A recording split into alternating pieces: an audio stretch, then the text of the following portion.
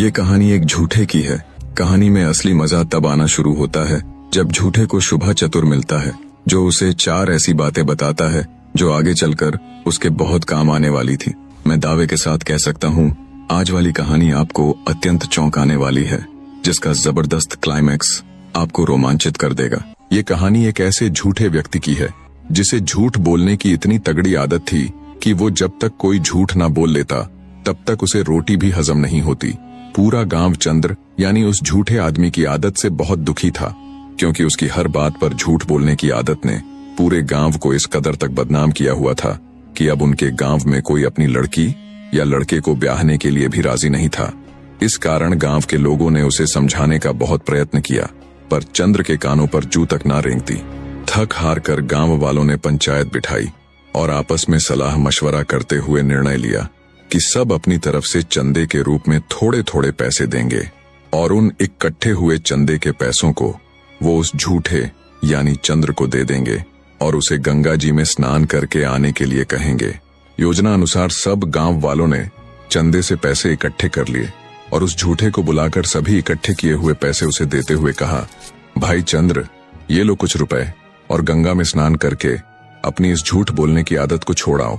झूठे ने खुशी खुशी गांव वालों की बात मान ली और इकट्ठे किए हुए रुपए ले चल पड़ा गंगा स्नान करने को। चलते चलते रास्ते में उसे एक राहगीर मिला। चंद्र जितना बड़ा झूठा था, उसे कहीं अधिक बातूनी भी था। हमेशा बक बक करते रहना उसकी आदत थी। चुप रहना उसके लिए किसी सजा से कम नहीं था। कुछ देर तो चंद्र उस राहगीर के साथ साथ चुपचाप चलता रहा और कुछ न बोला, पर झूठा ऐसे भला कब तक रुकने वाला था। अंततः आदत से मजबूर वो उस राहगीर से बोल ही पड़ा, भाई कोई बात कहो जिससे ये सफर आराम से कट जाए। राहगीर बोला, मेरी बातें ऐसी वैसी नहीं है, मैं हर बात के लिए 100 रुपये लेता हूँ। अब झूठे की जेब में तो गांव वालों के दिए हुए पैसे थे ही, तो बोला, ठीक है सुनाओ भाई, मैं तुम्हें पूरे 100 रुपए ही दूंगा। राहगीर बोला, कहाँ जा रहे हो तुम? झूठा बोला, गंगा स्नान करने। राहगीर बोला, तो मेरी ये बात याद रखना, स्नान के लिए हमेशा घाट छोड़कर औघट नहाना। दोस्तों, घाट का मतलब है जहाँ सभी स्नान करते हैं, मतलब मुख्य किनारा, और औघट का मतलब जहाँ कोई स्नान नहीं करता हो। राहगीर इतनी सी बात कह बोला, निकालो 100 रुपए। झूठा थोड़ा चिढ़ते हुए बोला, बस इतनी सी बात के 100 रुपए, और उसने 100 रुपए निकालकर उसे दे दिए। थोड़ी दूर चला तो फिर से उसे बात करने की तलब लगी। वो फिर से बोला, भाई कहो ना कोई बात जिससे रास्ता कटे। राहगीर बोला, ठीक है सुनो फिर, झाड़ बिछा के सोइए खाट। दोस्तों, इसका अर्थ है सोने से पहले हमेशा अपने बिस्तर को झाड़ कर सोना। इतनी बात कह राहगीर बोला, निकालो 100 रुपए। झूठा खींचते हुए बोला, बस इतनी सी बात के 100 रुपए, और फिर से उसे 100 रुपए और दे दिए। थोड़ी दूर चलने पर झूठे को फिर से बात करने की तलब लगी, तो उसने अपनी जेब से 200 रुपए निकाल फिर से उस राहगीर को दिए और बोला, लो भाई अब की बार 2 बात सुनाओ।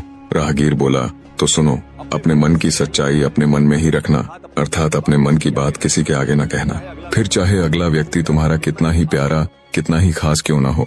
आगे सज्जन राहगीर बोला, अब आखिरी और चौथी बात, कोई बात नहीं, बल्कि मेरा नाम और पता है। इतना कहते हुए सज्जन राहगीर ने झूठे को अपने नाम और पते वाली वो पर्ची दे दी और बोला, शुभा चातर मेरा नाम है, झगड़ जंजाल मेरा गांव है, कभी कोई मुसीबत पड़े तो याद कर लेना। अब दोनों के रास्ते अलग अलग हो गए। झूठा व्यक्ति अपने राह चल पड़ा और शुभा छात्र अपने रास्ते। झूठा आदमी चलते चलते कुछ दिनों के सफर के बाद गंगा जी पर पहुंच गया। वहां पहुंचकर जैसे ही वो स्नान आदि के लिए अपने कपड़े उतारने को तैयार हुआ, तभी उसे उस सज्जन राहगीर की बात याद आई कि घाट छोड़कर औघट नहाना। सोचा, मैंने सज्जन व्यक्ति को इस बात के लिए पूरे 100 रुपए दिए हैं, तो उसकी बात को आजमाना चाहिए। इसी सोच के साथ वो नदी के किनारे किनारे आगे चल पड़ा। चलते चलते जब ऐसी जगह आ गई जहाँ कोई भी स्नान आदि नहीं करता था, तब वहाँ पहुंचकर झूठे ने अपने वस्त्र उतारे और नहाने लग गया। जब वो स्नान कर रहा था, तभी नदी में एक लाश तैरती हुई आई। करीब आने पर जब झूठे ने उसे ध्यान से देखा, तो लाश की हथेली में 9 करोड़ का लाल सिला हुआ था। झूठे ने विचार किया कि ये लाल ही इस मृत व्यक्ति की जीवन भर की कमाई रही होगी, इसलिए इसने अपने अंतिम समय में इस लाल को अपनी हथेली में सी लिया होगा। झूठे ने ये कहते हुए उसकी हथेली में सिला हुआ वो लाल उतार लिया कि भाई अब तुम्हारे तो ये किसी काम का है नहीं, पर हाँ, इससे मेरी जिंदगी जरूर बदल जाएगी। उसने लाल को अच्छे से धोकर नदी किनारे रख दिया अच्छे से स्नान आदि के बाद उसने अपने कपड़े पहने और वापस चल दिया।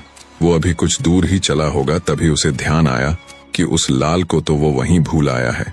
वो तुरंत वापस मुड़ा और दौड़ते हुए उसी जगह पर गया जहां उसने स्नान किया था। देखा तो उसका लाल ज्यों का त्यों वहीं पर रखा था। खुशी खुशी झूठे ने उसे उठाया और विचार किया कि राहगीर की प्रथम बात तो काम आ गई, और एक बार नहीं बल्कि दो बार। अगर मैं मुख्य किनारे को छोड़ आगे जाकर स्नान ना करता तो मुझे ये 9 करोड़ का लाल कैसे मिलता, और अगर मिल भी जाता तो इस भीड़ भाड़ वाले तट पर अब तक कोई ना कोई इसे उठा चुका होता। मन ही मन शुभा छात्र को दुआ देते हुए वो वापस चल पड़ा। चलते चलते उसे रात हो गई तो वो रास्ते में पड़ रहे एक घने जंगल में पेड़ के ऊपर चढ़कर बैठ जाता है। सोचा पेड़ पर जंगली जानवरों से भी सुरक्षा हो जाएगी और उसकी रात भी कट जाएगी। जिस जंगल में झूठा व्यक्ति रुका हुआ था उस जंगल के मध्य एक ठग परिवार रहता था, जिसमें ठग की पत्नी, उसकी एक जवान बेटी और उसका नौजवान बेटा था। जंगल से गुजरने वाले राहगीरों के साथ लूटपाट कर वे अपना जीवन बसर कर रहे थे। ठग की बेटी मायावी शक्तियां जानती थी, जिनके बूते पर उसने पता लगाया कि जंगल में कोई व्यक्ति आया है और उसके पास 9 करोड़ी लाल है। उसने तुरंत अपने बाप और भाई को इस बात से अवगत करवाया और बोली, तुम किसी तरह उस व्यक्ति को बहला फुसलाकर यहाँ ले आओ, आगे का काम वो खुद देख लेगी। बेटी की बात सुन ठग और उसका बेटा तुरंत जंगल में निकल पड़ते हैं।